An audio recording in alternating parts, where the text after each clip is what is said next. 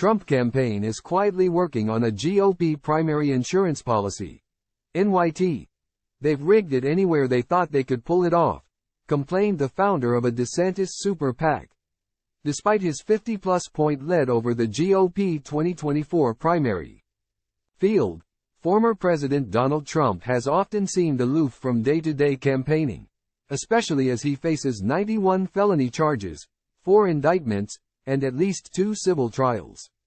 And yet, his campaign has quietly wielded his overwhelming influence over the Republican Party to reshape election rules in several crucial primary nominating contests, generating a kind of electoral insurance policy in case the race tightens over the next few months.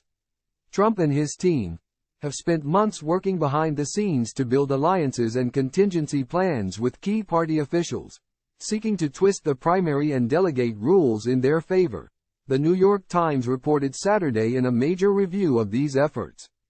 Time equals 400 Ms. Greater than in no state have they had more success than Nevada, which Trump won by over 20 points in 2016.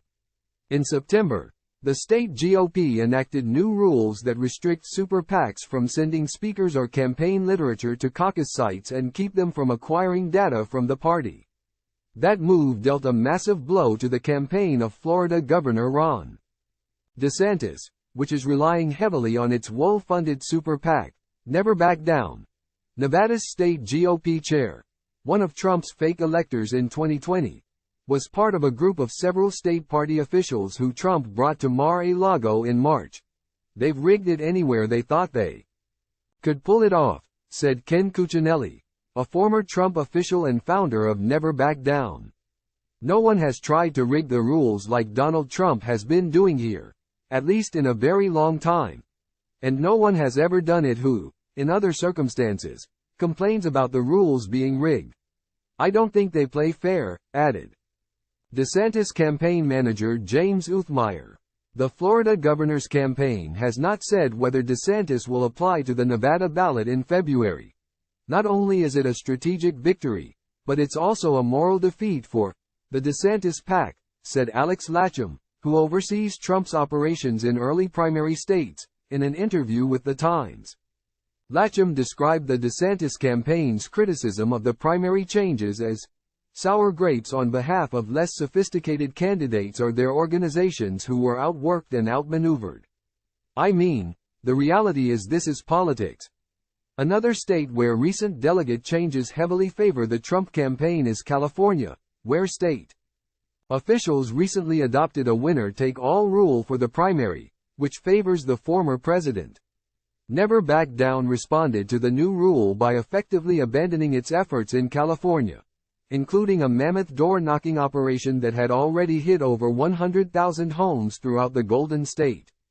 The Times reported that the Trump campaign was in direct contact with several of the state party's executive committee members. It gives Trump an advantage that a front-runner has never had before to absolutely wrap it up by Super Tuesday.